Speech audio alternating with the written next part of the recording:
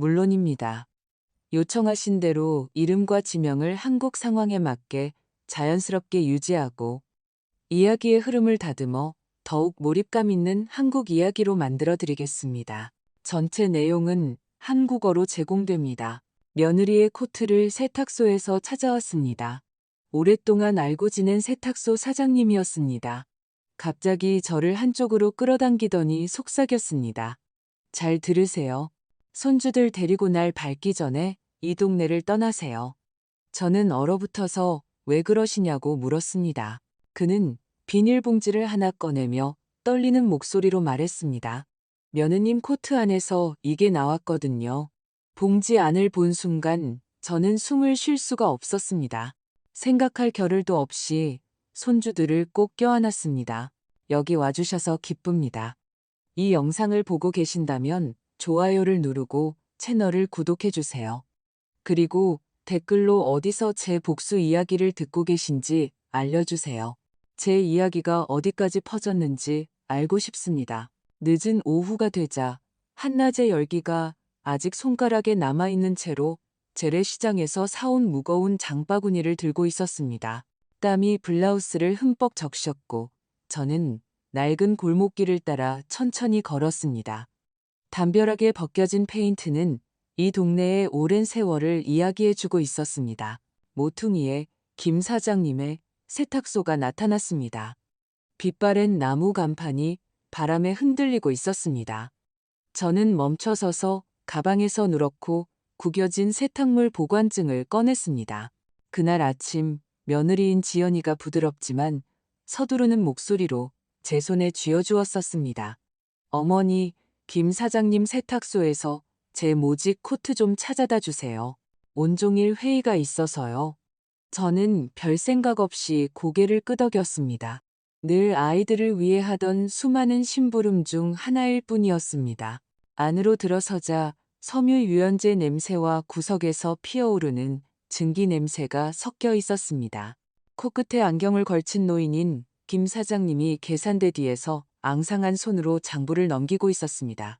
제가 보관증을 내밀자 그는 그것을 보고 말없이 고개를 끄덕이며 안쪽 창고로 들어갔습니다. 보통은 함께 일하는 젊은 직원을 시켰지만 그날은 직접 마치 시간을 벌려는 듯 천천히 움직였습니다. 저는 아무 걱정 없이 바구니 손잡이를 만지작거리며 오늘 저녁 손주들에게 무엇을 요리해 줄지만 생각하고 있었습니다. 그가 지연이의 코트를 들고 돌아왔습니다. 투명한 비닐에 조심스럽게 쌓여 섬유유연제 향기가 배어 있었습니다. 하지만 그는 저에게 코트를 건네는 대신 멈춰 섰습니다. 다른 사람이 없는지 가게 안을 둘러보았습니다. 이상하다고 생각했고 제가 묻기도 전에 그의 거칠고 굳은 살 박인 손이 제 팔을 강하게 잡았습니다. 박 여사님, 그가 거의 속삭임에 가까운 잠긴 목소리로 중얼거렸습니다. 잠깐 이리 좀 와보세요. 제가 반응할 틈도 없이 그는 가게의 뒤편을 가리고 있는 낡은 커튼 뒤로 저를 데려갔습니다. 락스 냄새와 증기 때문에 숨쉬기가 어려웠습니다. 다림질해야 할 옷더미가 무질서한 벽처럼 쌓여 무언가를 가리고 있었습니다.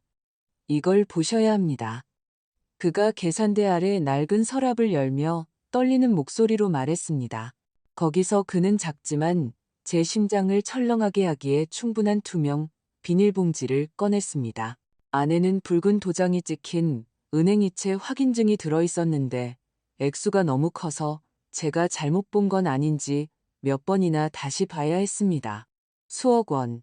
누가 이런 것을 코트 주머니에 넣어둘 수 있을까요? 그리고 그 종이 옆에는 사진 한 장이 있었습니다. 제 손주들인 서연이와 서준이의 순진한 얼굴 위에 붉은색 마커로 동그라미가 그려져 있었습니다. 분노에 차서 혹은 더 나쁜 의도로 그린 듯한 비뚤어지고 격한 동그라미였습니다. 온몸에 피가 차갑게 식는 것을 느꼈습니다. 손이 얼음장처럼 차가워졌습니다. 김 사장님, 이게 뭐예요?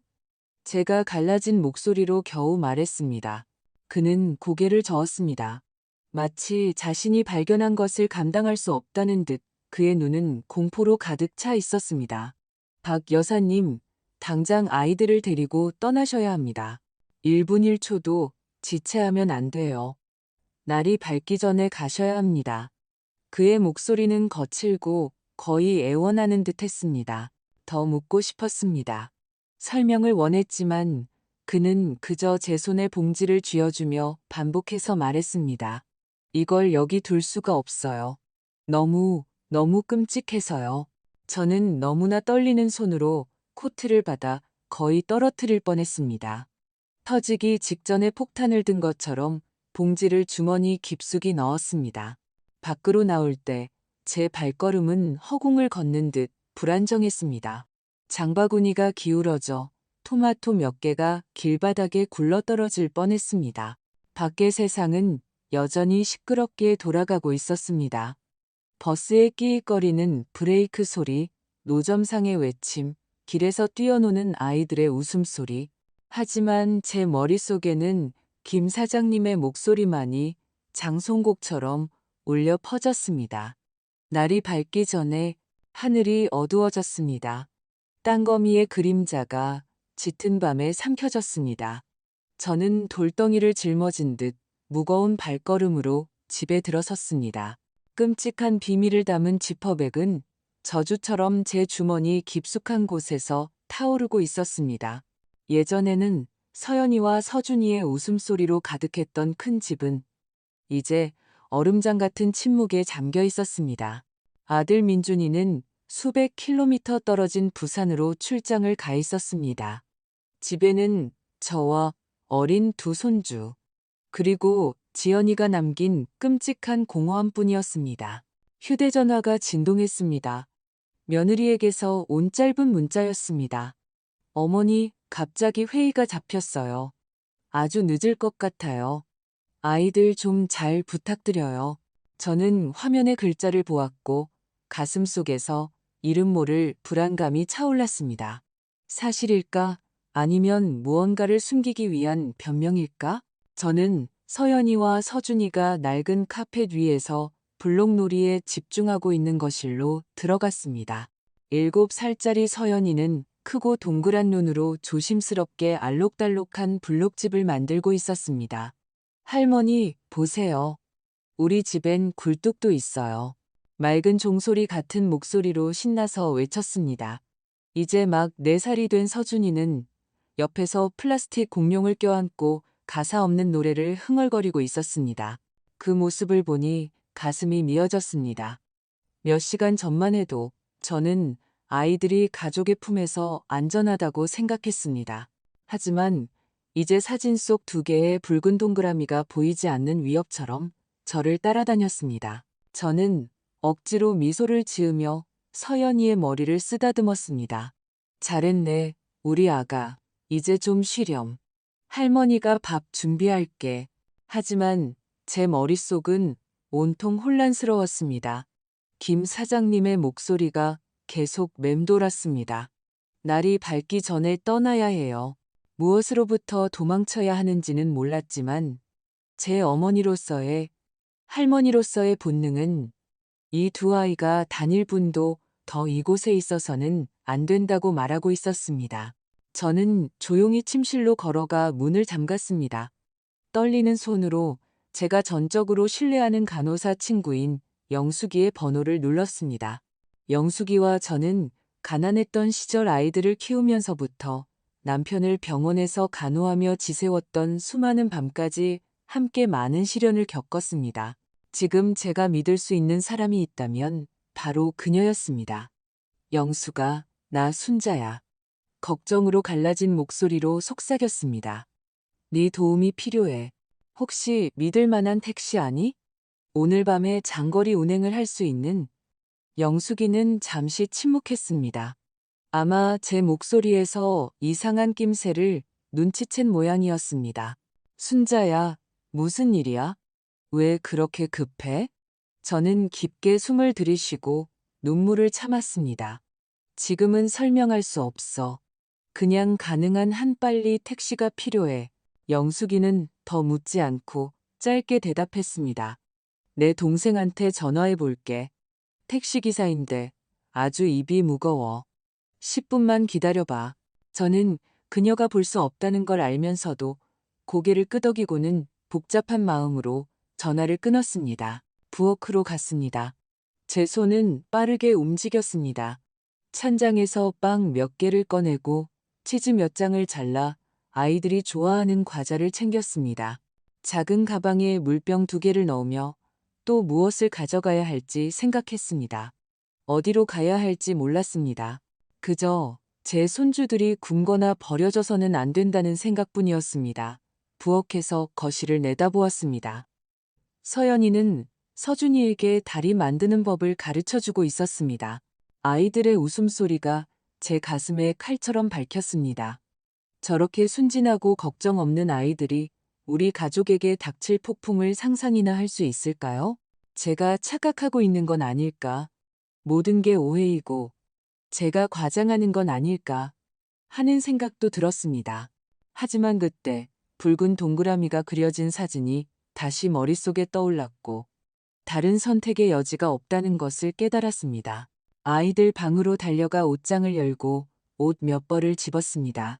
서연이가 좋아하는 파란색 스웨터, 서준이의 슈퍼히어로 잠옷, 양말 몇 켤레, 서연이가 잘 때 항상 껴안는 털실 인형과 서준이가 절대 놓지 않는 장난감 자동차도 챙겼습니다. 모든 것을 큰 여행 가방에 되는 대로 던져 넣었습니다. 더 이상 정리할 시간이 없었습니다. 가로등 불빛이 창문으로 들어와 도깨비불처럼 깜빡이며 심장을 세차게 뛰게 했습니다. 혹시나 호기심 많은 이웃이 제 서두르는 모습을 볼까봐 두려워 커튼을 쳤습니다. 이 동네는 작아서 모두가 서로를 알고 지냈고 저는 누구의 질문도 받고 싶지 않았습니다. 휴대전화가 다시 진동했습니다. 영숙이의 문자였습니다. 택시 도착했어. 모퉁이에 있어. 동생 이름은 민수야. 믿어도 돼. 저는 마음을 진정시키려 심호흡을 했습니다. 거실로 나가 서연이 옆에 무릎을 꿇고 어깨를 부드럽게 흔들었습니다. 가자, 아가. 제가 할 수 있는 가장 다정한 목소리로 속삭였습니다. 코트 입어. 밤 산책하러 가자. 서연이는 놀라서 동그래진 눈으로 얼굴을 들었습니다. 밤 산책이요? 어디 가요? 할머니? 저는 속이 타들어가면서도 미소를 지었습니다. 아주 재미있는 곳에. 하지만 지금 당장 가야 해. 안 그러면 늦어. 서준이가 눈을 비비며 잠에서 깬 것을 불평하기 시작했습니다. 졸려요, 할머니. 졸린 목소리로 중얼거렸습니다. 주머니에서 사탕을 꺼내 손에 쥐어주었습니다. 이거 먹어. 착하지. 할머니랑 같이 가자. 가서 계속 자면 돼. 서준이는 귀까지 미소를 지으며 금세 잠을 잊었습니다. 저는 서준이를 안고 서연이의 손을 잡고 모퉁이에서 기다리는 택시로 달려갔습니다. 문으로 이어지는 복도가 끝없이 길게 느껴졌습니다. 제 샌들이 차가운 바닥에 끌리며 서두르고 떨리는 소리를 냈습니다. 아이들을 뒷좌석에 앉히고 안전벨트를 조심스럽게 매주었습니다. 서연이는 인형을 껴안고 호기심 어린 눈으로 저를 바라봤지만 여전히 저를 믿고 있었습니다. 서준이는 길게 하품하며 누나 어깨에 머리를 기댔습니다. 저는 아이들 옆에 앉아 여행 가방을 가슴에 꼭 껴안았습니다. 마음이 무거웠습니다. 피곤한 얼굴에 중년 운전기사가 백미러로 저를 쳐다봤습니다. 이 시간에 어디 가십니까? 아주머니? 걱정스러운 말투로 물었습니다. 저는 침을 삼키며 갈라진 목소리로 말했습니다. 고속버스 터미널로요. 최대한 빨리 가주세요. 차는 밤의 정적을 깨고 출발했습니다. 창밖으로 집이 멀어지는 것을 보았습니다. 마치 비밀과 배신을 간직한 무덤처럼 어둠 속으로 가라앉고 있었습니다. 한밤중의 고속버스 터미널은 잠들지 않는 시장처럼 시끄러웠습니다. 초록색과 빨간색 네온 사인이 낡은 간판 위에서 깜빡이며 눈을 어지럽혔습니다. 노점상의 외침, 버스의 경적 소리, 시멘트 바닥 위를 구르는 여행 가방 바퀴 소리가 혼란스러운 협주곡처럼 뒤섞였습니다. 하지만 그 무질서함이 오히려 저를 더 안전하게 느끼게 했습니다. 마치 저와 손주들이 군중 속에 섞여 우리를 쫓는 보이지 않는 시선으로부터 벗어날 수 있을 것 같았습니다. 서연이의 손을 꽉 잡았습니다. 서준이는 제 어깨에 기대 깊이 잠들어 있었습니다. 그의 따뜻한 숨결이 제 목에 닿으며 속으로는 무너져 내릴 것 같았지만 꿋꿋해야 한다는 것을 상기시켜 주었습니다. 매표소로 다가가 차분하게 말하려고 애쓰며 물었습니다. 전주 가는 표 3장요. 오늘 마지막 차로요. 덥수룩한 콧수염의 매표소 직원이 저와 아이들을 쳐다보더니 표 3장을 창구로 밀어주었습니다. 곧 출발합니다. 빨리 안 타시면 놓쳐요. 단조로운 목소리로 말했습니다. 저는 고개를 끄덕이고 돈을 내고는 서연이를 향해 억지로 미소를 지었습니다. 멀리 사는 친척 보러 가는 거야. 아주 좋아할 거야. 아이는 고개를 끄덕였지만 큰 눈에는 호기심이 어려 있었습니다. 어떤 친척이요? 할머니, 저도 알아요? 저는 아이의 시선을 피하며 머리를 쓰다듬었습니다. 옛날 친척이라 아직 못 봤을 거야. 좀 자렴, 길이 멀어. 서연이는 다시 고개를 끄덕이며 털실 인형을 꼭 껴안고 버스 창밖을 바라보았습니다. 버스가 출발했습니다. 엔진 소리가 밤의 정적을 깼습니다. 서준이는 제 어깨에 기대 머리를 떨군 채 장난감 자동차를 손에 꼭 쥐고 잠이 들었습니다. 창밖을 내다보았습니다. 가로등 불빛이 사라지는 기억처럼 흐릿하게 지나갔습니다. 20여 년 전에 살았던 전주는 그때 제가 생각할 수 있는 유일한 선택지였습니다. 그곳은 남편과 제가 결혼 생활에 천몇 년을 보낸 곳이었고 민준이가 태어난 곳이었으며 한때 제가 안전하다고 느꼈던 곳이었습니다. 이제 저는 그 도시가 비록 일시적일지라도 우리 셋에게 피난처가 되어주기를 바랄 뿐이었습니다. 하지만 마음속 깊은 곳에서는 제가 단순히 도망치는 것이 아니라는 것을 알고 있었습니다. 아직 감히 이름 붙이지 못한 진실에 맞설 방법을 찾고 있었습니다. 전주에 도착했을 때는 동이 트고 있었습니다. 새벽의 희미한 빛이 오래된 기와지붕 사이로 스며들고 있었습니다. 저는 서준이를 안고 서연이를 데리고 한옥마을 뒤편에 숨겨진 작은 여관으로 갔습니다. 방은 비좁았고 약간의 퀴퀴한 냄새가 났으며 빛바랜 시트가 깔린 더블 침대가 하나 있었습니다. 두 아이를 침대에 눕히고 이불을 잘 덮어주었습니다. 서연이가 잠결에 중얼거렸습니다. 할머니, 엄마는 어디 있어요? 그 질문은 비수처럼 제 심장을 꿰뚫었습니다. 저는 그저 아이의 머리를 쓰다듬으며 속삭였습니다. 자거라, 아가. 엄마는 바쁘셔. 곧 오실 거야. 하지만 그것이 거짓말이라는 것을 잘 알고 있었습니다. 한때 그토록 사랑했던 며느리 지연이는 이제 제가 감히 마주할 수 없는 수수께끼이자 어두운 그림자였습니다. 저는 창가에 앉아 두 손을 깍지 낀 채 머릿속을 맴도는 생각들에 잠겼습니다. 비닐봉지는 여전히 제 코트 주머니에 있었습니다. 저주처럼 무거웠습니다. 이체 확인증, 붉은 동그라미가 그려진 사진, 그리고 김 사장님의 경고는 제가 어디서부터 맞춰야 할지 모르는 퍼즐 조각들이었습니다. 멀리 있는 아들 민준이를 생각했습니다. 전화해서 모든 것을 말하고 싶었지만 휴대전화를 들 때마다 멈칫했습니다. 만약 제가 틀렸다면, 모든 것이 오해라면 저는 아들의 가정을 파괴하는 셈이었습니다. 하지만 만약 제가 맞다면, 지연이가 정말 끔찍한 일에 연루되어 있다면, 어떻게 제 아들에게 그가 사랑하는 여자, 아이들의 엄마가 우리 모두를 배신하고 있을지도 모른다고 말할 수 있을까요? 혼란 속에서 한 가지 생각이 떠올랐습니다. 교회에 가야겠다고. 전주의 나이 지긋한 이 목사님은 그때 제가 믿을 수 있는 유일한 분이었습니다.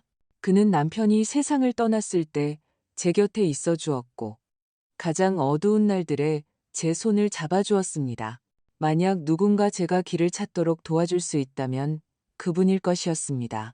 그날 아침 아이들을 데리고 미사에 가서 평화를 위해 기도하고 해결책을 찾아보기로 결심했습니다. 다음 날 서연이와 서준이를 깨워 옷을 입혔습니다. 할머니랑 교회 갔다가 아이스크림 사줄게. 목소리에 기쁨을 가장하며 말했습니다. 서준이는 신이 났습니다. 초콜릿 맛으로요, 할머니. 저는 속으로는 걱정이 가득했지만 미소 지으며 고개를 끄덕였습니다. 우리는 전동성당으로 걸어갔습니다. 오래된 석벽과 종소리가 드문 평온함을 주었습니다. 서연이는 제 손을 잡았고 서준이는 장난감 자동차를 손가락에 걸고 앞서 달려갔습니다. 아이들을 보며 그 순수함을 영원히 지켜줄 수 있기만을 바랐습니다. 이 목사님은 제가 교회에 들어서자마자 저를 알아보셨습니다. 스테인드 글라스를 통해 들어오는 빛 아래 그의 흰 머리카락이 빛났고 친절하지만 날카로운 눈이 저를 뚫어지게 바라보았습니다. 순자 자매님, 오랜만이군요. 따뜻한 목소리로 말했습니다. 손주들과 함께 여긴 어쩐 일이십니까? 무슨 일이라도 있나요? 저는 아이들 앞에서는 말할 수 없어 그저 고개를 끄덕였습니다. 미사가 끝난 후 서연이와 서준이를 다른 아이들이 뛰어노는 교회 뒷뜰에서 놀게 했습니다. 이 목사님께 제단 뒤 조용한 작은 방에서 개인적인 대화를 요청했습니다. 오래된 나무와 녹은 촛농 냄새가 숨을 돌리게 해주었습니다. 용기를 내어 모든 것을 털어놓았습니다. 지연이의 코트, 거액의 이체 확인증, 그리고 끔찍한 붉은 동그라미가 그려진 서연이와 서준이의 사진, 떨리는 손으로 비닐봉지를 건넸습니다. 이 목사님은 오랫동안 침묵했습니다. 두 손을 꼭 잡고 계셨고 얼굴은 점점 굳어갔습니다. 마침내 한숨을 쉬며 엄숙한 목소리로 말했습니다. 자매님, 이건 목사가 다룰 수 있는 문제를 넘어섰습니다. 단순한 가정사가 아니에요. 훨씬 더 큰 위험입니다. 법을 아는 사람이 필요합니다. 그는 잠시 멈추고 깊은 걱정의 눈빛으로 저를 바라보았습니다. 도와줄 수 있는 사람을 압니다. 한서연 변호사라고 아주 유능하고 이곳 신자입니다. 그녀라면 어떻게 해야 할지 알 겁니다. 저는 어둠 속에서 한 줄기 희망의 빛이 켜지는 것을 느끼며 고개를 끄덕였습니다. 그날 오후 작은 고해성 사실에서 저는 처음으로 한 변호사를 만났습니다. 그녀는 30대 초반 정도로 젊었고 짧은 머리에 모든 것을 꿰뚫어 보는 듯한 날카로운 눈을 가지고 있었습니다. 라텍스 장갑을 끼고 조심스럽게 봉지를 열어 노란 불빛 아래서 이체 확인증을 살폈습니다. 이 거래 코드는 홍콩에 등록된 유령 회사 소속입니다. 그녀는 노트북에 빠르게 타이핑하며 말했습니다. 집중하느라 얼굴이 굳어 있었습니다. 실체가 없는 회사입니다. 그녀는 멈추고 문서 마지막 줄에 서명된 최태식이라는 이름을 가리켰습니다.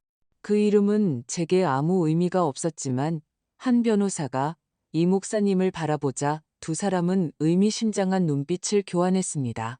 그 남자는 금융사기와 돈 세탁에 연루된 적이 있습니다. 한 변호사가 낮은 목소리로 말했습니다. 이건 간단한 문제가 아닙니다. 박 여사님, 나무 테이블 위에 놓인 제 손이 떨리기 시작했습니다. 그런데 왜 제 손주들이요? 갈라진 목소리로 물었습니다. 왜 아이들 얼굴에 붉은색으로 표시가 되어 있는 거죠? 한 변호사는 즉시 대답하지 않고 동정어린 눈으로 저를 바라보았습니다. 더 조사가 필요합니다. 마침내 그녀가 말했습니다. 하지만 가장 먼저 여사님과 아이들이 안전한 이곳에 머무는 것입니다. 제가 신뢰하는 동료들에게 연락해서 조사하겠습니다. 이 목사님이 제 어깨에 손을 얹었습니다. 그의 목소리는 부드럽지만 단호했습니다. 자매님, 하느님께서 당신과 손주들을 지켜주실 겁니다. 하지만 아이들을 위해 강해지셔야 합니다. 저는 교회를 나오며 서연이와 서준이를 껴안았습니다. 회색빛 오후가 돌기를 덮고 있었습니다. 뒤에서 종소리가 울리며 제가 더 이상 혼자가 아니라는 것을 상기시켜 주었습니다. 다음 날 저는 불타는 심장을 안고 전주의 한 여인 숙문 앞에 서 있었습니다. 서연이와 서준이는 제가 전적으로 신뢰하는 옛 간호사 친구 영숙이의 집 마당에서 놀고 있었습니다. 나무 울타리 너머로 아이들을 지켜보았습니다. 서연이는 서준이에게 비눗방울 부는 법을 가르쳐주고 있었고 그들의 맑은 웃음소리가 햇살 가득한 아침을 채웠습니다.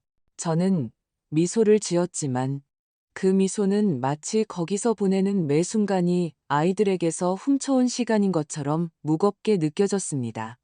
영수가 하루만 아이들 좀 봐줄 수 있니?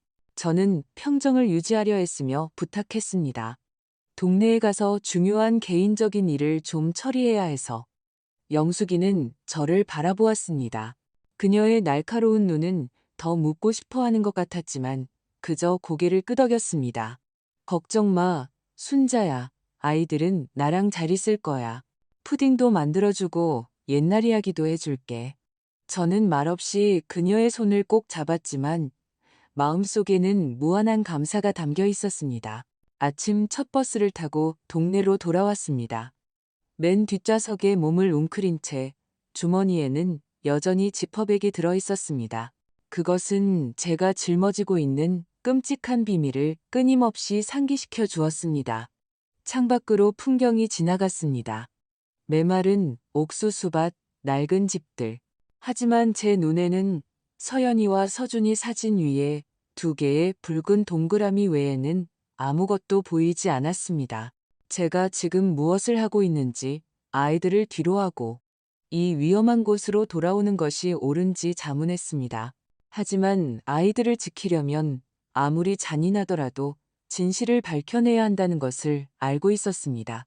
버스가 마지막 정류장에 섰을 때 가족이 살던 집이 나타났습니다. 집은 조용하고 차가웠습니다. 더 이상 민준이와 제가 수년간 함께 지어온 가정이 아니었습니다. 이제는 발견되기를 기다리는 범죄 현장처럼 보였습니다. 가방 깊숙한 곳에서 예비 열쇠를 꺼냈습니다. 떨리는 손으로 대문을 열었습니다. 경첩의 삐걱거리는 소리가 정적 속에 울려 퍼져 저는 화들짝 놀라 고개를 돌렸습니다. 거리는 텅 비어 있었고 멀리서 개 짖는 소리만 들렸습니다. 안으로 들어가 문을 닫았습니다. 제가 믿었던 모든 것이 무너질 수 있는 다른 세계로 들어서는 기분이었습니다. 거실은 제가 떠났던 전날과 똑같았습니다. 지연이의 얇은 담요가 소파 위에 아무렇게나 던져져 있었고 마치 몇 시간 전에 그녀가 거기 있었던 것처럼 보였습니다. 옆에는 마시다만 커피잔이 있었습니다. 말라붙은 거품이 갈색 얼룩으로 변해 있었습니다. 저는 서서 주위를 둘러보며 무슨 일이 일어나고 있는지 설명해줄 단서나 신호를 찾으려 했습니다. 하지만 집안의 공기는 무거웠고 마치 벽까지도 비밀을 간직하고 있는 것 같았습니다. 더 이상 망설이지 않고 민준이와 지연이의 방으로 직행했습니다. 옷장 아래에 제가 확인해야 할 것이 있다는 것을 알고 있었기 때문입니다. 작은 회색 금고는 말없는 공범처럼 그 자리에 가만히 있었습니다. 몇 달 전 민준이의 생일날, 술에 취한 지연이가 저와 웃으며 큰 소리로 비밀번호를 내뱉었던 것이 기억났습니다. 어머니, 상상도 못하실 거예요. 민준 씨는 자꾸 비밀번호 바꾸라고 하는데 전 이게 좋아요. 2018년 5월 12일, 우리 결혼기념일이요.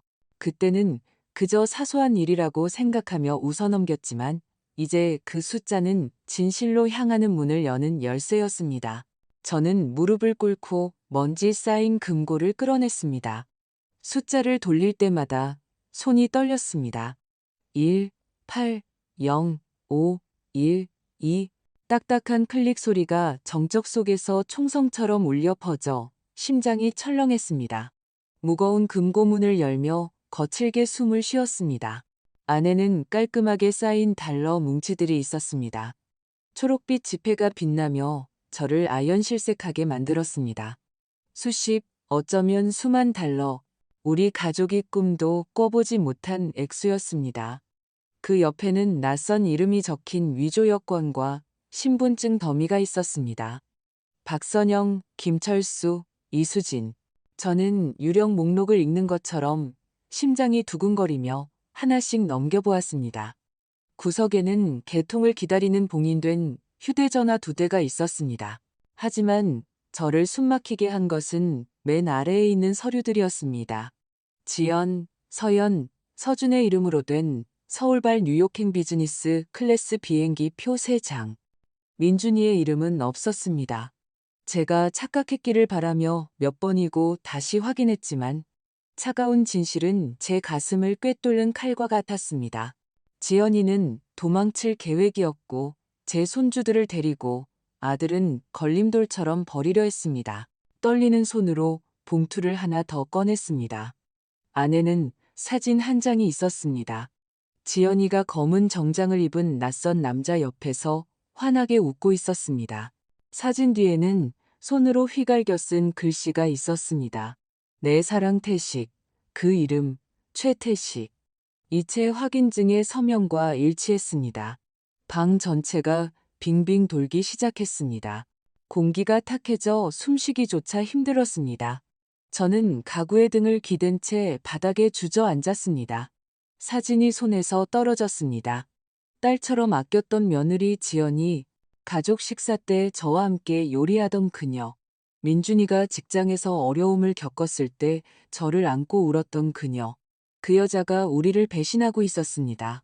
민준이를 배신했을 뿐만 아니라 제 2 손주를 계획의 일부인 것처럼 데려가려 했습니다.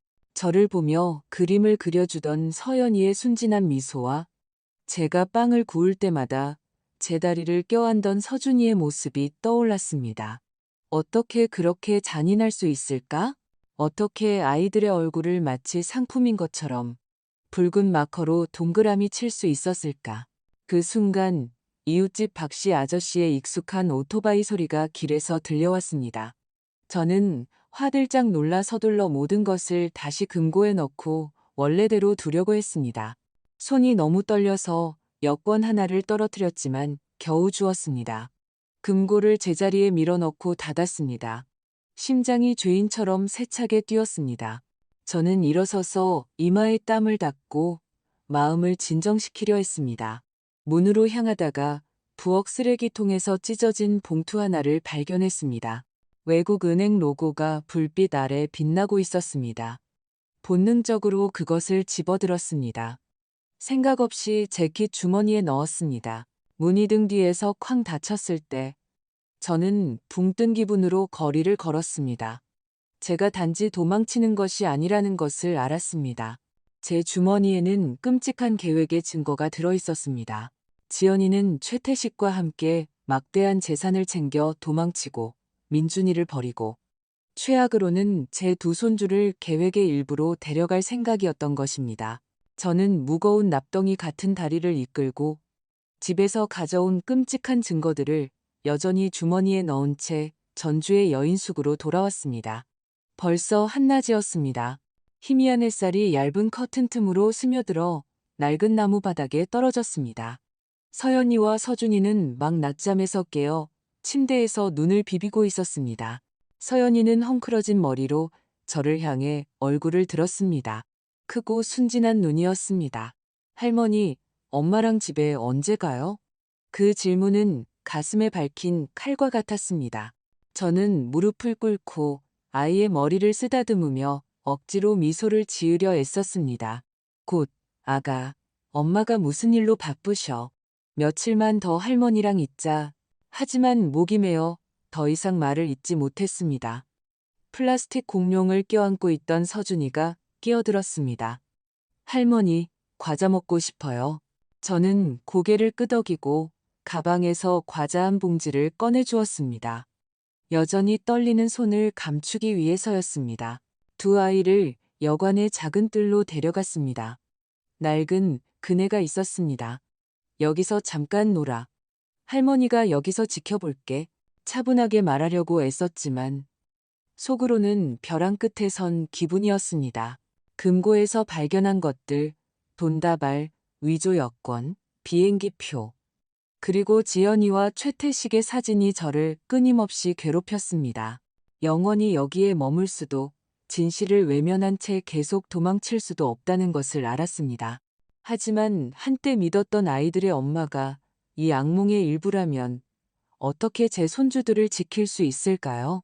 오후에 한 변호사가 도착했습니다. 그녀의 발걸음은 빨랐지만 눈에는 걱정이 서려 있었습니다. 사복 차림의 남자 2명이 동행했는데 그들의 태도에서 차가운 전문성이 느껴졌습니다. 그들은 경찰 신분증을 보여주며 자신들을 형사라고 소개했습니다. 박 여사님, 저는 이 형사입니다. 그들 중 한 명이 엄숙하고 단호한 목소리로 말했습니다. 이쪽은 제 동료 최 형사입니다. 여사님께서 찾으신 모든 것을 봐야겠습니다. 저는 고개를 끄덕이고 그들을 방으로 안내했습니다. 작은 나무 테이블이 모든 진실의 중심이 되어버린 비좁은 임대방이었습니다. 저는 테이블 위에 모든 것을 펼쳐놓았습니다. 거액의 이체 확인증, 은행 봉투, 지연이가 최태식과 함께 웃고 있는 사진, 뉴욕행 비행기 표 3장, 그리고 위조 여권 뭉치. 각 물건은 새로운 비수처럼 지연이의 배신을 상기시켰습니다. 최 형사는 아직 봉인된 휴대전화를 가져가 작은 장치에 USB 케이블로 연결했습니다. 그의 노트북 화면이 켜지며 빠른 속도로 움직이는 명령어들이 나타났습니다. 지워진 데이터를 복구할 수 있습니다. 그는 시선을 떼지 않고 말했습니다. 이런 물건들은 사람들이 생각하는 것보다 더 많은 정보를 담고 있거든요. 저는 2손을 깍지 낀 채 앉아 있었습니다. 심장이 세차게 뛰었습니다. 밖에서는 서연이와 서준이가 뜰에서 놀고 있었습니다. 아이들의 웃음소리가 안까지 들려왔지만 차마 쳐다볼 수가 없었습니다. 잠시라도 통제력을 잃으면 저를 질식시키는 고통을 터뜨릴 것 같았습니다. 긴장된 몇 분이 흐른 후 최 형사가 화면을 제 쪽으로 돌렸습니다. 거기에는 사진 폴더가 있었고 첫 번째 사진에는 다시 서연이와 서준이의 모습이 나타났습니다. 아이들의 순진한 얼굴은 붉은 마커로 둘러싸여 잔인한 의도로 왜곡되어 있었습니다. 저는 방 안의 공기가 사라진 것처럼 숨을 참았습니다. 이 형사가 화면을 가리켰습니다. 그의 목소리는 제가 무너지지 않도록 하려는 듯 낮아졌습니다. 여사님, 이건 개인적인 표시가 아닙니다.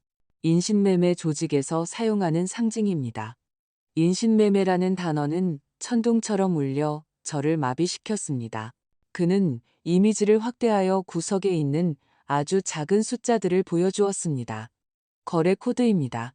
붉은 동그라미는 선택된 목표를 의미합니다. 아이들은 훨씬 더 큰 계획의 일부입니다. 저는 비록 아이들이 밖에 있었지만 그 끔찍한 진실로부터 아이들을 보호할 수 있는 것처럼 본능적으로 손주들을 껴안았습니다. 눈에 눈물이 고였지만 울지 않으려고 했습니다. 아이들이 제 모습을 보게 하고 싶지 않았습니다. 제 손주들을 팔려했다는 말씀이세요? 거의 들리지 않는 떨리는 목소리로 물었습니다. 이 형사는 동정 어린 눈빛으로 고개를 끄덕였습니다. 아직 전체 계획을 알지는 못하지만 이 증거들은 조직적인 범죄 네트워크를 가리키고 있습니다. 그리고 이 사진 속 여성은 그가 지연이를 가리켰습니다. 공범일 가능성이 매우 높습니다. 한 변호사가 제 어깨에 손을 얹었습니다. 그녀의 목소리도 떨리고 있었습니다. 박 여사님, 이건 더 이상 가족 문제가 아닙니다. 매우 심각한 형사 사건입니다. 아이들을 보호하기 위해 최선을 다할 겁니다. 하지만 그녀의 말은 제 안의 폭풍을 잠재우지 못했습니다. 딸처럼 사랑했던 며느리 지연이, 서준이가 태어났을 때 저와 함께 있었던 그녀, 수많은 가족의 밤에 함께 웃음을 나누었던 그녀. 어떻게 그렇게 잔인할 수 있었을까? 어떻게 자신의 핏줄인 2아이를 더러운 거래의 대상으로 만들 수 있었을까?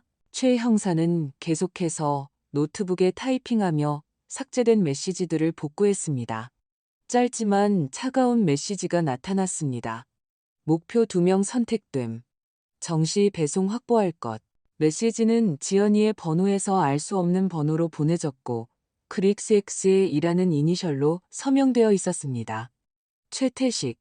저는 몸에 피가 얼어붙는 것 같았습니다. 그녀가 정말 이런 짓을? 누구에게 말하는지도 모른 채 중얼거렸습니다. 한 변호사가 제 손을 잡고 부드럽게 쥐었습니다. 박 여사님, 많이 힘드시겠지만 아이들을 위해 강해지셔야 합니다. 그들은 제게 침착함을 유지하고 아무 일도 없는 것처럼 행동하라고 말했습니다. 지연이와 연락하지 마세요. 이 형사가 단호한 목소리로 말했습니다. 당신이 무엇을 발견했는지 그녀가 알아서는 안 됩니다. 더 조사할 시간이 필요합니다. 저는 고개를 끄덕였지만 심장은 엉망으로 꼬여 있었습니다. 배신의 고통으로 숨쉴 때마다 아픈데 어떻게 정상인 척할 수 있을까요? 어머니가 자신들을 상품처럼 팔아넘길 계획을 세웠다는 것을 알면서 어떻게 서연이와 서준이의 눈을 바라볼 수 있을까요? 저는 두 손주를 방으로 데려가 평소처럼 함께 놀아주려 애썼습니다. 할머니, 뱀파이어 이야기해주세요. 서준이가 제 무릎 위로 올라오며 졸랐습니다. 저는 아이를 껴안고 그가 좋아하는 이야기를 들려주었지만 제 목소리는 마치 저 자신이 악몽 속에 길을 잃은 것처럼 갈라졌습니다. 서연이는 옆에서 색연필로 그림을 그리며 노래를 흥얼거리고 있었습니다. 아이들을 보니 가슴이 베이는 듯 아팠습니다. 아이들은 자신들의 세계가 사랑하는 어머니에 의해 산산조각 날 뻔했다는 사실을 모른 채 아무 걱정 없이 순수했습니다. 밖에서는 검은 구름이 몰려와 갑작스러운 소나기가 내렸습니다. 비가 여관의 양철 지붕을 세차게 두드리며 제 가슴 속 혼란의 박자를 맞추었습니다. 저는 커튼을 치고 아이들을 껴안았습니다. 밖의 폭풍과 제 안의 폭풍으로부터 아이들을 지키려 애썼습니다. 다음 날 아침 번호판도 불도 없는 검은색 차가 여관 앞에 멈췄습니다. 하지만 저는 그것이 경찰 차량이라는 것을 알았습니다. 한 변호사가 미리 전화해서 준비하라고 알려주었습니다. 박 여사님, 오늘 모든 것을 계획할 겁니다. 전화기 너머 그녀의 목소리는 자신감 있었지만 걱정의 기색이 엿보였습니다. 저는 서둘러 스웨터를 입고 두 손주를 깨워 하루만 더 영숙이와 함께 있어달라고 부탁했습니다. 할머니, 어디 가요? 서연이가 그 크고 호기심 많은 눈으로 물었습니다. 저는 억지로 미소를 지으려 애쓰며 아이의 머리를 쓰다듬었습니다. 옛날 친구 만나러 가. 저녁에 다시 올게. 과자를 우물거리던 서준이는 더 묻지 않고 고개를 끄덕였습니다. 저는 아이들 이마에 입을 맞추고 온 세상을 짊어진 듯 무거운 마음으로 차에 올랐습니다. 전주경찰청은 좁은 골목 뒤에 숨겨져 있어 심각한 사건을 다루는 곳이라는 어떤 간판도 없었습니다. 안으로 들어가자 작은 회의실로 안내받았습니다. 낡은 커피와 서류 냄새가 떠다녔습니다. 한 변호사는 이미 긴 테이블에 앉아 기다리고 있었습니다. 맞은편에는 이 형사, 최 형사, 그리고 강 형사라는 여성 경찰관이 앉아 있었습니다. 그녀의 시선은 엄격하면서도 부드러웠습니다. 박 여사님, 저희가 여사님께서 제출하신 증거들을 검토했습니다. 이 형사가 엄숙하지만 날카로운 목소리로 시작했습니다. 이것은 국제 범죄 조직과 관련된 큰 사건입니다. 지연이와 최태식을 잡기 위해 여사님의 협조가 필요합니다. 그들은 계획을 설명했습니다. 서연이와 서준이가 사라진 것처럼 거짓 상황을 만들어 지연이와 최태식이 당황해서 자신들의 움직임을 드러내게 하는 것이었습니다. 그들의 모든 통신을 감시할 겁니다. 강 형사가 도시 지도를 보여주는 화면을 가리키며 말했습니다. 지연이의 휴대전화에 도청 장치를 설치했고 최태식의 번호를 추적하고 있습니다. 그들이 서로 연락하면 충분한 증거를 확보하게 될 겁니다. 저는 들었지만 심장이 조여왔습니다. 제 손주들은 안전한가요? 두려움을 감추지 못한 채 떨리는 목소리로 물었습니다. 강 형사가 제 어깨에 손을 얹고 단호하고 차분한 눈빛으로 말했습니다. 아이들을 위해 절대적으로 안전한 피난처를 마련했습니다. 원하실 때마다 화상통화로 아이들을 보실 수 있습니다. 그들은 저를 다른 방으로 데려갔습니다. 사회복지사가 장난감으로 가득한 방에서 서연이와 서준이와 놀고 있었습니다. 서연이는 그림을 색칠하고 있었고 서준이는 레고를 조립하며 우주선에 대한 이야기를 중얼거리고 있었습니다. 아이들을 보니 울고 싶어졌습니다. 아이들은 제가 자신들의 어머니로부터 자신들을 지키려 하고 있다는 사실을 몰랐습니다. 박 여사님, 아이들은 저와 함께 여기 있을 겁니다. 사회복지사가 부드러운 목소리로 말했습니다. 제 아이들처럼 돌볼게요.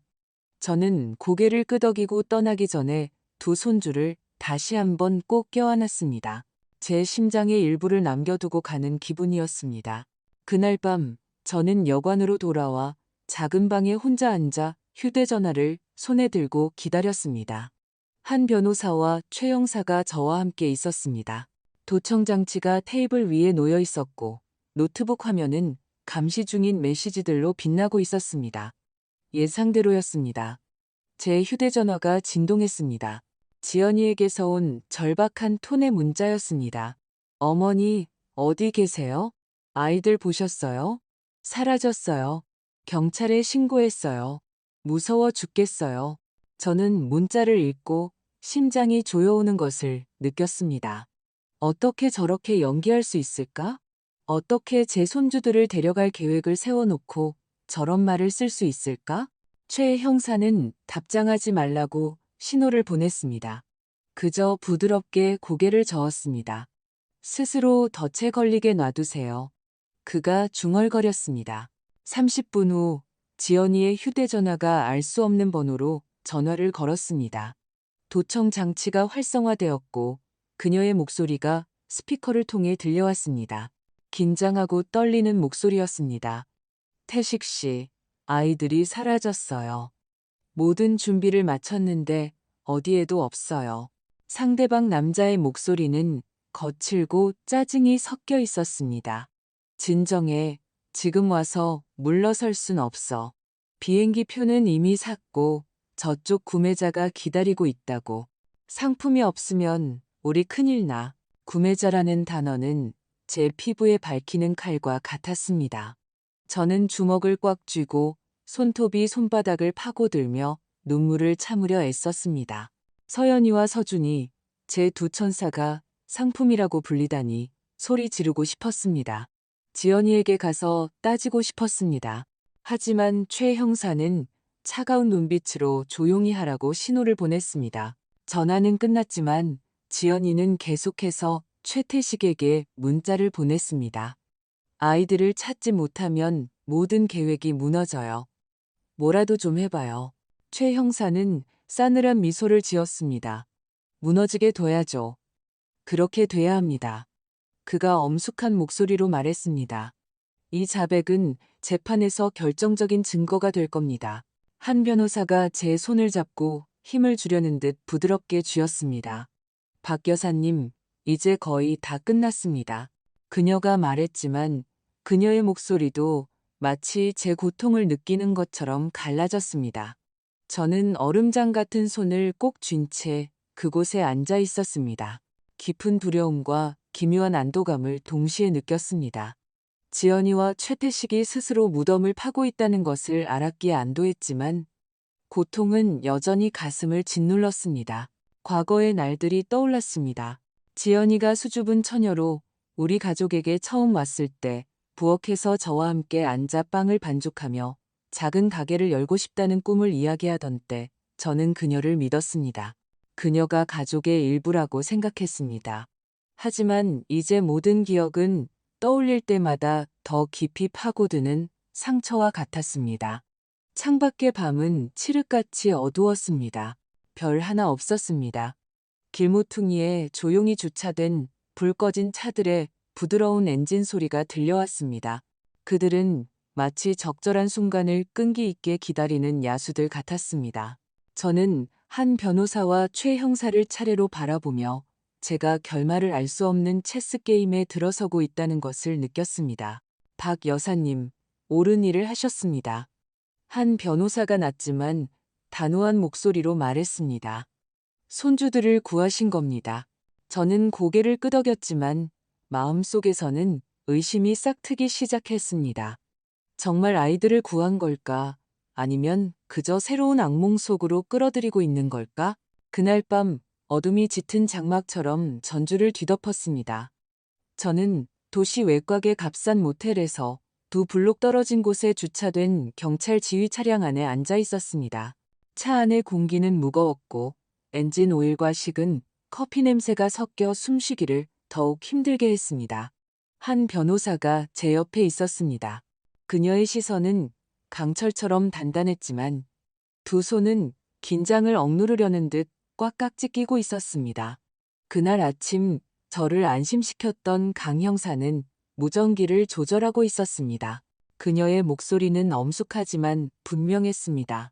박 여사님, 그냥 여기 계시면서 듣기만 하세요. 저희가 모든 것을 처리하겠습니다.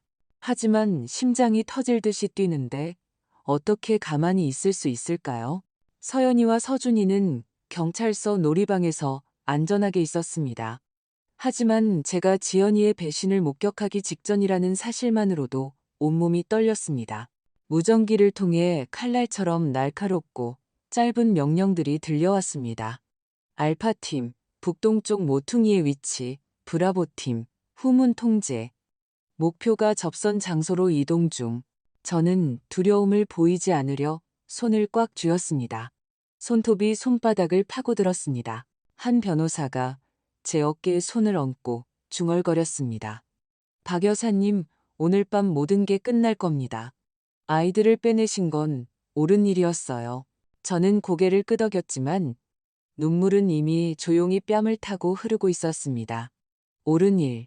도망쳐서 도움을 요청한 것 외에 제가 한 일이 무엇이었을까요? 하지만 마음 깊은 곳에서는 다른 선택지가 없었다는 것을 알았습니다.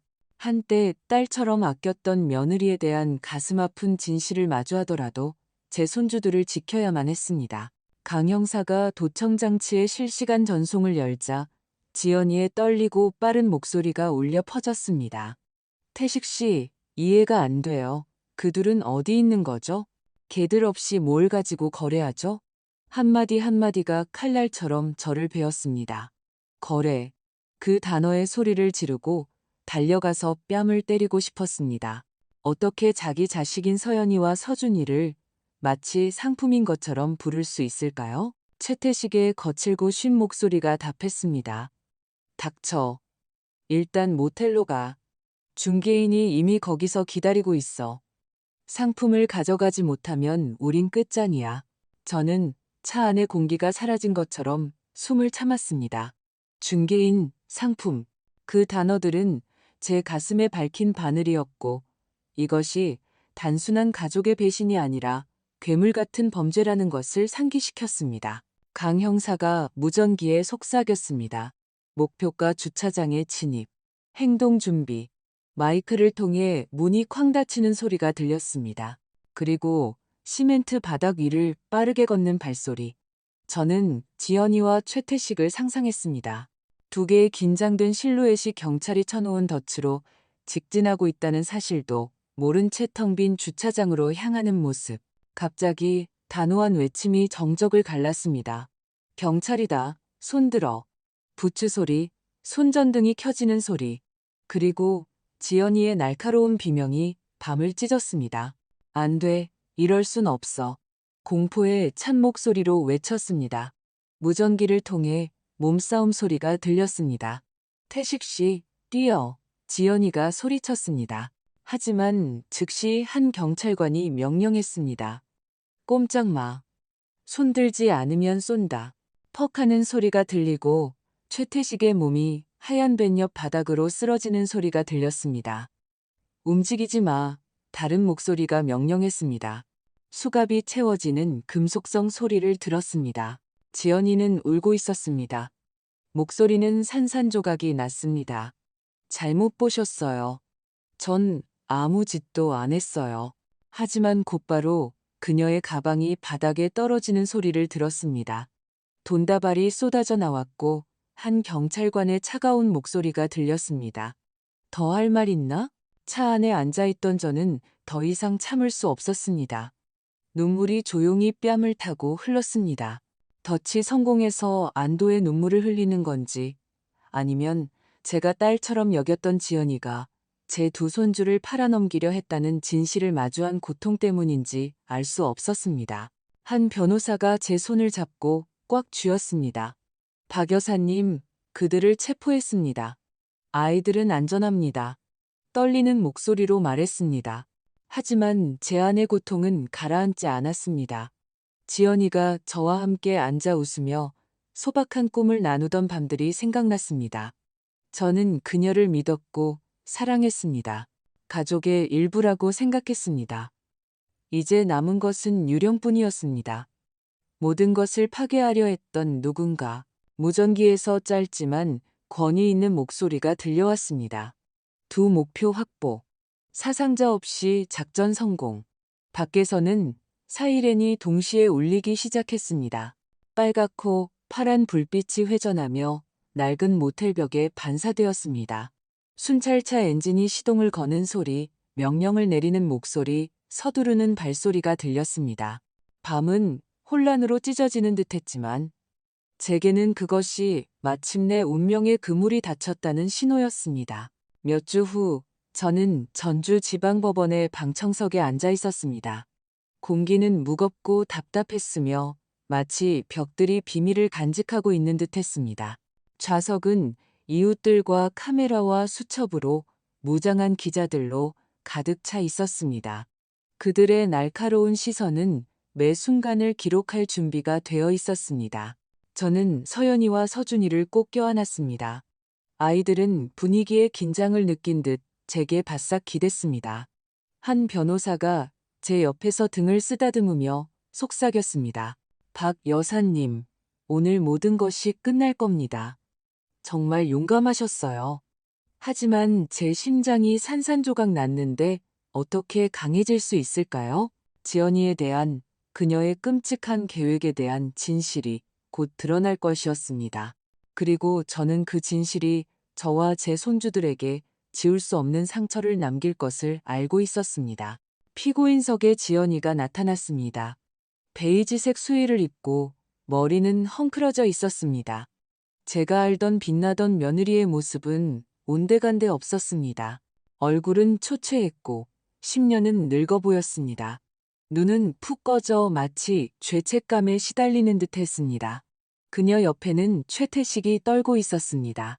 수갑찬 손, 고개를 숙인 채 누구도 쳐다보지 못했습니다. 그를 보니 무슨 감정을 느껴야 할지 몰랐습니다. 분노, 고통, 아니면 그저 가슴속에 차가운 공허함. 저는 지연이를 아꼈습니다. 가족의 일부라고 믿었습니다. 심지어 민준이와 다툴 때 그녀 편을 들어주기도 했습니다. 하지만 이제 그녀는 그저 낯선 사람이었습니다. 제 손주들을 상품처럼 팔아넘기려 했던 여자. 중년의 검사가 단호한 목소리로 일어서서 말하기 시작했습니다. 존경하는 재판장님, 우리는 지금 돈 세탁, 아동납치 공모, 그리고 국제범죄 조직 가담과 관련된 특히 심각한 사건을 심리하고 있습니다. 그는 하나씩 증거를 제시했고 각각의 증거는 제 심장에 밝히는 또 다른 비수와 같았습니다. 거액의 이체 확인증이 대형 스크린에 나타났습니다. 붉은색 숫자에 방청석 전체가 술렁거렸습니다. 그 후 위조 여권 더미가 화면에 비쳤습니다. 지연이와 최태식이 연루된 범죄 조직을 상기시키는 낯선 이름들이었습니다. 지연이, 서연, 서준의 이름으로만 된 뉴욕행 비행기표 3장이 영사되자 저는 제 떨림을 아이들이 눈치채지 못하도록 손주들의 손을 꽉 쥐었습니다. 하지만 법정 전체를 폭발시킨 순간은 서연이와 서준이의 얼굴에 붉고 비뚤어진 동그라미가 그려진 사진이 나타났을 때였습니다. 뒷줄에 앉은 몇몇 여성들이 세상에 라고 외쳤습니다. 웅성거림은 분노와 경악으로 가득 찬 파도처럼 커졌습니다. 저는 즉시 서연이와 서준이를 제 품에 안고 눈을 가렸습니다. 할머니, 저게 뭐예요? 서연이가 순진한 목소리로 속삭였습니다. 저는 아이의 머리를 쓰다듬으며 갈라진 목소리로 대답했습니다. 아무것도 아니야, 아가. 그냥 오래된 사진이야. 하지만 속으로는 소리 지르고 싶었습니다. 텅 빌 때까지 울고 싶었습니다. 어떻게 아이들에게 그들의 어머니가 그들을 범죄의 대상으로 표시했다고 설명할 수 있을까요? 검사는 모든 것을 바꾼 전화 통화 녹음을 제시하며 점점 더 날카로운 목소리로 말을 이어갔습니다. 지연이의 목소리가 법정 안을 가득 채웠습니다. 절박하지만 냉랭했습니다. 태식 씨, 아이들이 사라졌어요. 걔들 없이 뭘 가지고 협상하죠? 최태식의 목소리가 거칠게 답했습니다. 일단 모텔로 와. 중개인이 기다리고 있어. 법정 전체가 침묵에 잠겼습니다. 스피커에서는 지연이의 거친 숨소리만 들렸습니다. 저는 모든 단어가 제 마음에 불도장처럼 새겨지는 것을 들었습니다. 그녀의 모든 문장은 제가 그녀를 가족이라 믿었던 날들의 기억을 산산조각 내는 칼이었습니다. 지연이의 변호인이 그녀를 구하려 일어섰습니다. 존경하는 재판장님, 제 의뢰인은 최태식에게 조종당한 피해자입니다. 그녀는 인신매매 조직에 대해 알지 못했으며 아이들을 해칠 의도도 없었습니다.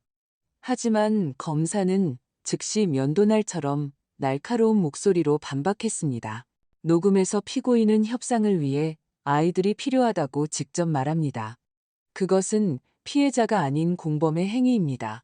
그는 녹음이 반복 재생되는 스크린을 가리켰고 지연이의 말은 부인할 수 없는 자백처럼 울려 퍼졌습니다. 최태식은 자신의 운명을 받아들인 사람처럼 고개를 숙인 채 침묵을 지켰습니다. 판사의 의사봉 소리가 울리자 법정 전체가 순간적으로 얼어붙었습니다.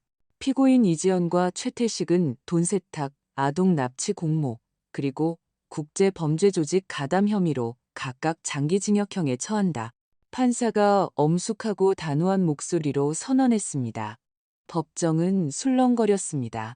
어떤 이들은 분노에 차 고개를 저었고 다른 이들은 경악하며 속삭였습니다. 저는 한 변호사의 손을 꼭 쥔 채 앉아 안도의 한숨을 내쉬었지만 목에는 씁쓸한 덩어리가 남아 있었습니다. 정의는 실현되었지만 제 마음의 고통을 지울 수는 없었습니다. 서연이가 제 블라우스를 아주 작은 목소리로 잡아당겼습니다. 할머니, 엄마는 어디 있어요? 아이의 질문은 비수처럼 저를 꿰뚫었습니다. 저는 대답할 수 없어 아이를 힘껏 껴안았습니다. 사랑하는 엄마가 수갑을 차고 감옥으로 끌려가고 있다는 것을 어떻게 말할 수 있을까요? 옆에 앉아있던 서준이가 동그래진 눈으로 얼굴을 들었습니다. 엄마는 출장 갔어요, 할머니. 저는 조용히 눈물을 흘리며 고개를 끄덕일 뿐이었습니다. 응, 아주 바쁘시단다. 하지만 할머니랑 아빠는 항상 너희 곁에 있을 거야. 두 아이는 고개를 끄덕였지만 저는 이 진실이 아이들의 마음에 영원한 흉터로 남을 것을 알고 있었습니다.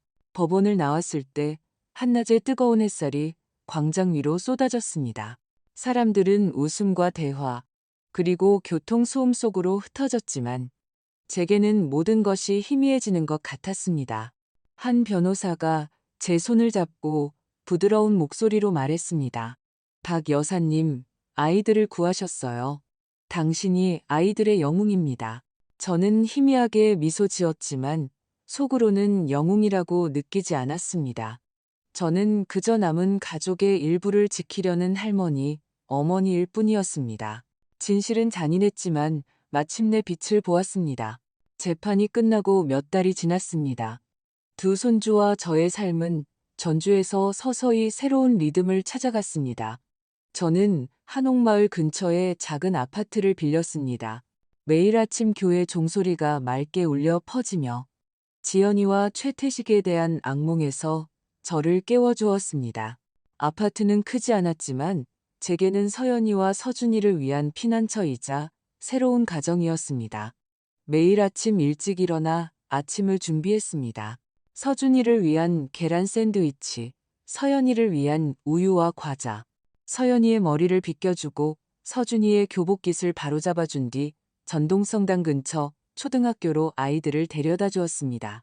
교실로 달려가며 환한 미소로 제게 손을 흔드는 아이들을 볼 때면 마음속의 상처는 여전히 타오르고 있었지만 한 줄기 희망이 스며드는 것을 느꼈습니다.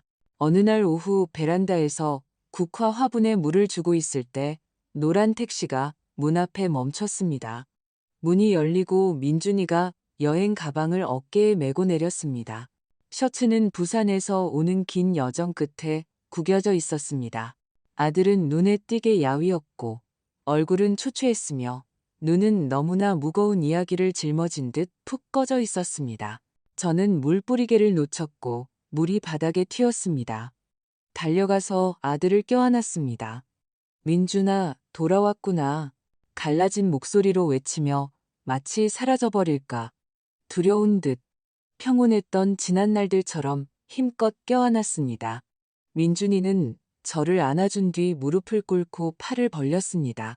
서연이와 서준이가 집안에서 아빠, 아빠 라고 신나게 외치며 달려나와 그의 품에 안겼습니다. 웃음소리 속에서 저는 비록 한순간이었지만 민준이의 눈이 빛나는 것을 보았습니다. 그날 밤 우리 넷은 작은 부엌 식탁에 둘러앉았습니다. 저는 민준이가 어릴 때부터 좋아하던 김치찌개를 준비했습니다. 찌개 냄새가 집에 온기를 불어넣었습니다. 서연이는 학교 이야기를 했고 서준이는 선생님이 칭찬해 주신 그림을 보여주었습니다. 하지만 분위기는 여전히 무거웠습니다. 우리 모두가 해야 할 말이 있다는 것을 알고 있는 듯 했습니다. 설거지를 마친 후 아이들을 방으로 보내 퍼즐을 맞추게 하고 민준이 앞에 앉았습니다. 아들, 모든 걸 말해줘야겠다. 저는 떨림을 억누르려 손을 깍지 낀 채 엄숙한 목소리로 말했습니다. 저는 천천히 이야기하기 시작했습니다. 김 사장님 세탁소에서 코트를 찾던 그날 오후부터 이체 확인증과 붉은 동그라미가 그려진 서연이, 서준이 사진이 담긴 비닐봉지를 발견했을 때까지 야간 버스를 타고 떠났던 일, 가구 및 금고, 아이들의 이름만 적힌 뉴욕행 비행기표, 그리고 지연이와 최태식에 대한 끔찍한 진실이 밝혀진 재판에 대해 이야기했습니다. 한마디 한마디가 저뿐만 아니라 민준이의 심장에도 밝히는 비수와 같았습니다. 그는 침묵한 채 헝클어진 머리카락을 손가락으로 꼬며 붉어진 눈으로 듣고만 있었습니다. 제가 지연이가 아이들을 협상용 상품이라고 불렀던 부분을 이야기했을 때 민준이는 손으로 테이블을 치며 갈라진 목소리로 말했습니다. 그만해요, 엄마. 그는 일어나 작은 방을 이리저리 서성였습니다. 마치 진실의 무게를 감당할 수 없다는 듯이 엄마, 사실은 저도 예전부터 지연이를 의심하고 있었어요. 민준이가 고통스러운 목소리로 말했습니다. 일찍 나가서 늦게 들어오곤 했어요. 휴대전화를 숨기고 갑자기 집에서 큰돈이 사라지기도 했고요. 물어보면 항상 회사 돈이라고 했어요. 저는 나쁜 짓을 할 거라고 믿고 싶지 않았어요. 가족을 지키고 있다고 생각했어요. 하지만 결국 바보였던 거죠. 그는 멈춰서서 얼굴을 돌렸습니다. 어깨가 떨리고 있었습니다. 저는 일어나 아들의 떨리는 손을 말없이 잡았습니다. 그의 고통을 조용히 나누었습니다. 민준이의 고통은 아내의 배신 때문만이 아니라 자신의 두 아이, 서연이와 서준이를 지키지 못했다는 무력감 때문이기도 하다는 것을 알았습니다. 방에서 아이들이 분위기의 긴장을 감지한 듯 조용히 나왔습니다. 서연이는 털실 인형을 껴안고 작은 목소리로 물었습니다. 할머니, 아빠 슬퍼요? 저는 고개를 끄덕이고 아이를 제 쪽으로 끌어당겨 그릇에 고기 한 점을 더 얹어주었습니다. 아빠는 그냥 여행 때문에 피곤하신 거야. 편하게 먹어. 서준이가 순진한 목소리로 대화에 끼어들었습니다. 아빠, 내일 같이 레고 놀이해요.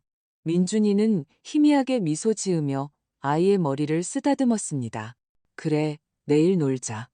하지만 저는 그 미소가 상처 입은 마음을 감추기 위한 가면일 뿐이라는 것을 알았습니다.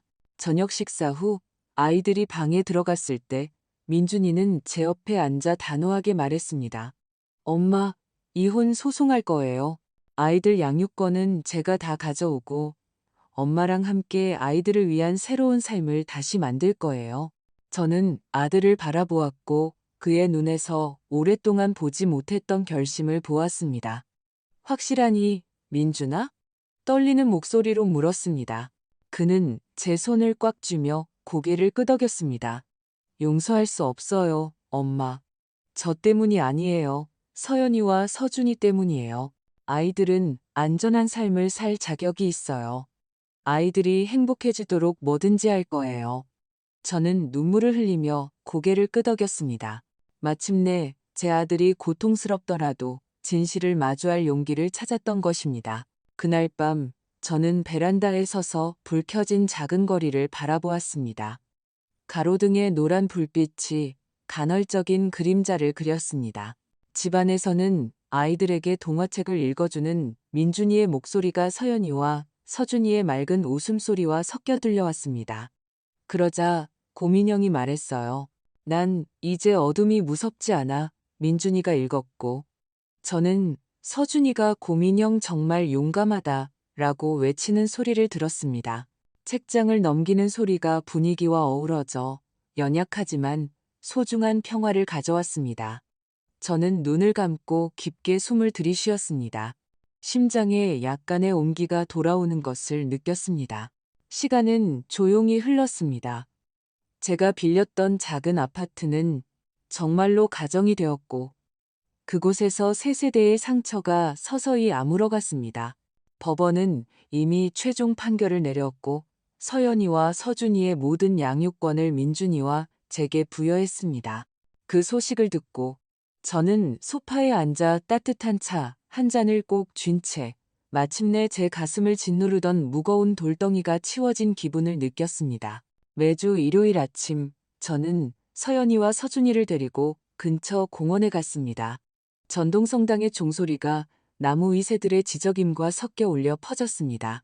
이제 전주에서 안정적인 직장을 구한 민준이는 푸른 잔디 위에서 서준이와 축구를 하곤 했습니다. 짧은 다리의 아이는 공을 쫓아다니며 귀까지 활짝 웃었습니다. 아빠, 세게 차요. 한편 서연이는 분수대 주위에서 세발 자전거를 신나게 타며 높이 묶은 포니테일이 바람에 흩날렸습니다. 저는 벤치에 앉아 따뜻한 커피 한 잔을 마시며 햇살 아래서 노는 세 사람을 바라보았습니다. 나무십 사이로 빛이 스며들어 땅 위에 금빛 반짝임을 흩뿌렸습니다. 그 순간 저는 전에 느껴보지 못했던 평화를 느꼈습니다. 마치 폭풍이 지나가고 마침내 하늘이 다시 맑아진 것 같았습니다. 어느 날 오후 온 가족이 함께 남부시장에 갔습니다. 공기는 구운 음식과 신선한 과일 냄새로 가득했습니다. 서연이는 눈을 반짝이며 책 가판대에서 직접 낡은 만화책을 골라 신나게 페이지를 넘겼습니다. 할머니, 이건 공주님이 용을 타요. 책을 보여주며 외쳤습니다. 저는 미소 지으며 아이의 머리를 쓰다듬었습니다. 잘 골랐네. 오늘 밤에 읽어줄게. 반면 서준이는 슈퍼히어로 모양의 풍선을 고집하며 민준이의 셔츠를 잡아당겼습니다. 아빠, 사주세요. 슈퍼히어로는 아주 높이 날아요. 민준이는 웃음을 터뜨렸습니다. 그는 지갑을 꺼내 돈을 냈고 저는 조용히 가장 신선한 채소 다발, 잘 익은 토마토, 그리고 찌개를 끓일 옥수수 한 봉지를 골랐습니다. 이 소박한 순간들이 마치 퍼즐 조각처럼 부서진 것처럼 보였던 가족을 서서히 재구성하고 있었습니다. 아파트 거실 벽에는 서연이와 서준이의 서툰 그림을 붙였습니다. 네 사람이 있었습니다. 저, 민준이, 서연이, 그리고 서준이. 빨간 지붕 아래 큰애와 몇 개의 흰 구름 아래서 손을 잡고 있었습니다. 서연이는 자랑스럽게 그림을 가리켰습니다. 이게 우리 집이에요, 할머니. 빨간 지붕은 제가 제일 좋아하는 색이라서 제가 골랐어요. 저는 부드러운 미소로 그림을 바라보았지만 가슴이 뭉클했습니다. 그림에는 엄마가 없었고 제가 아무리 노력해도 그 빈자리는 항상 거기에 있을 것이라는 것을 알았습니다.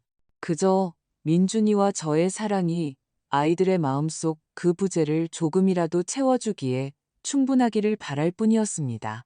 가끔 신문에서 지연이의 모습을 보곤 했습니다. 보통 사건에 대한 짧은 기사에 쇠창살 뒤에서 초췌하고 생기 없는 모습의 사진과 함께 실렸습니다. 그럴 때마다 저는 신문을 숨기고 서연이나 서준이가 보지 않도록 쓰레기통 깊숙이 묻었습니다. 아이들은 이해하기에 너무 어렵고 저는 아이들의 맑은 미소가 어머니에 대한 잔인한 진실로 더럽혀지는 것을 원치 않았습니다. 하지만 언젠가는 말해야 한다는 것을 알고 있었습니다. 그녀가 왜 더 이상 없는지 설명해야 할 것이었습니다. 그 생각은 저를 떨게 했지만 그때가 오면 아이들이 그 고통에 무너지지 않고 이해할 수 있는 방법을 찾을 것이라고 스스로에게 다짐했습니다. 밤에 서연이와 서준이가 깊이 잠들었을 때 저는 부엌 식탁에 앉아 전주에서의 첫날부터 쓰기 시작한 낡은 일기장을 펼쳤습니다. 이제는 덜 떨리는 손이 페이지 위를 미끄러지며 이런 글들을 남겼습니다. 오늘 서연이가 가족을 그렸다. 그 빨간 지붕이 우리가 가진 전부라는 것을 아이는 모른다. 하지만 그 지붕이 항상 굳건히 서 있도록 무엇이든 할 것이다. 아이들은 거짓이나 두려움이 아닌 사랑과 진실 속에서 자라날 것이다. 그리고 다시는 누구도 붉은 펜으로 아이들의 얼굴에 표시하는 짓을 감히 하지 못할 것이다. 저는 노트를 닫고 불을 껐습니다. 옆방에서 들려오는 두 작은 천사들의 조용한 숨소리와 창문으로 들어오는 부드러운 밤바람 소리만이 남았습니다. 가끔 꿈속에서 저는 여전히 지연이의 모습을 봅니다. 법정의 모습이 아니라 어느 날 국화꽃다발을 손에 들고 수줍게 우리 집에 들어와 긴장된 미소를 짓던 그 젊은 시절의 모습. 잠에서 깨면 눈물이 조용히 흐릅니다. 그리움 때문이 아니라 배신당한 신뢰의 고통 때문입니다. 하지만 그때 거실에서 저를 즐겁게 부르는 서연이의 목소리나 아빠와 장난치는 서준이의 장난기 어린 웃음소리가 들립니다. 그러면 저는 과거가 저를 다시 끌어내리도록 둘 수 없다는 것을 압니다. 눈물을 닦고 일어나 작은 가족을 위한 새로운 하루를 준비합니다. 어느 날 밤 두 손주에게 동화책을 읽어준 후 민준이가 저와 함께 거실에 남았습니다. 엄마, 여기서 안정적인 직장을 구했어요. 그가 엄숙하지만 단호한 목소리로 말했습니다. 전주에 남아서 엄마랑 아이들을 키우고 싶어요. 우리 해낼 수 있겠죠. 그렇죠? 저는 아들을 바라보았고 그의 눈에서 어릴 때 이후로 보지 못했던 결심을 보았습니다. 물론이지, 아들. 그의 손을 잡으며 대답했습니다. 우리는 서로가 있으니까 해낼 수 있어. 민준이는 미소 지었고 몇 달 만에 처음으로 그 미소에는 더 이상 무게가 실려 있지 않았습니다. 어둠 속에서 가로등 불빛이 커튼 틈으로 스며들 때 저는 폭풍이 지나간 후 우리 가족이 진정으로 다시 태어났다는 것을 깨달았습니다.